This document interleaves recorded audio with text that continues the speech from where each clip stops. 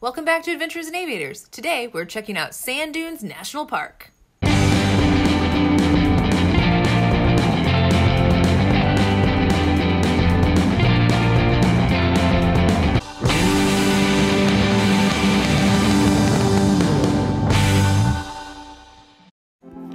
Hey guys, welcome back to Adventures in Aviators.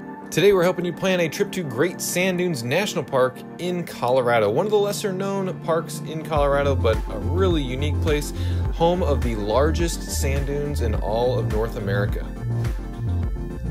Great Sand Dunes is about 3 hours south and around the mountains from Colorado Springs, Colorado. So it's not exactly close to any of the major cities that you're probably going to be visiting in Colorado. But as much as it is out of the way, it is a really unique site and a really fun place to visit. The closest city for accommodations would be Alamosa, which is about 30 minutes to the southwest. We actually stayed in a small Airbnb a little bit closer to the park, but there's really not that much that's very close to the park, but plenty of people do like to go camping here. Great Sand Dunes is on the far eastern part of Sprawling Valley, which is really beautiful. It's amazing for late night stargazing and star pictures. It's a really unique part of Colorado that not a lot of people know about.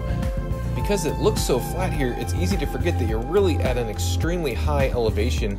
The park is over 7,500 feet, so another 1,000 plus, actually 2,000 feet higher than Denver, Colorado, another 1,500 higher than Colorado Springs. And so elevation sickness is actually a thing that you do need to watch out for here. You want to make sure that you stay hydrated. If you've come from near sea level in the day or two previous, you really want to take it easy and make sure that you really hydrate and avoid alcohol to make sure that you're going to be feeling okay for your time in the park.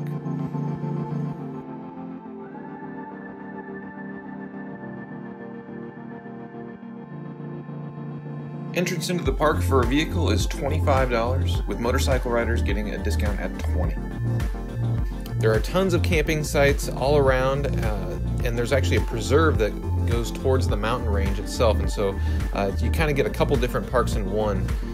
One of the ways that you can experience the sand dunes is by sledding or boarding down them.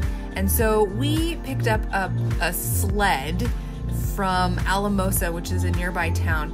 They said that you can maybe rent them outside of the national park, but we didn't actually see a location to do that. So you can head into Alamosa. They have several places that you can pick up these, and you have the option. You can use a sled or you can use a board.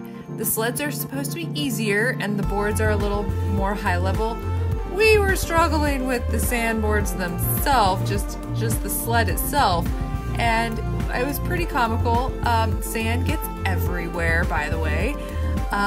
So just be aware that it's a little bit difficult, but it is so fun. It is so fun to try, and just be prepared that sand will be in all the crevices. One of the best times to head to the sand dunes is early in the morning, because the wind picks up as you get later into the day, and that is all sand. You will have sand everywhere, so just keep in mind that whatever you take with you could get damaged or ruined. We were really hesitant to take our video equipment and our cameras, but we had protective bags, and so we risked it very cautiously. And just be aware that sand does get everywhere. Even if you are really, really careful, it can easily destroy the things that you have. So bring protective gear to cover all of your precious items, or just don't bring them at all. Why did we turn so bad? Yeah, this is happening. Oh, 360 veteran move. You're not leaning back.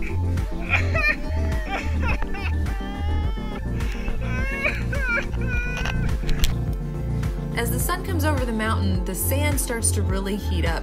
So not only does the wind pick up, but the heat from the sun is going to make that sand really, really hot. So if you go out there in flip-flops, you will be burning your feet. It is definitely suggested to wear actual shoes or boots if you plan to hike up some of these dunes, or if you're planning just to go in on the lower levels, you can probably get away with flip-flops, but just know that the sand will be getting really hot as you enter those mid-morning and afternoon hours. The sand dunes area is really fascinating, and what makes it especially fun is that you can just kind of choose a destination that you want to go hike up and forge your own way. There aren't really trails. You get to forge your own trail. But remember that walking in sand is a lot harder than it looks, right? If you go to the beach, you remember real quick that you get worn out as you're running around on the beach because that sand is really hard to walk on, and this is of course the same thing. It's amazing how quickly you start running out of gas as you're going up a sand dune.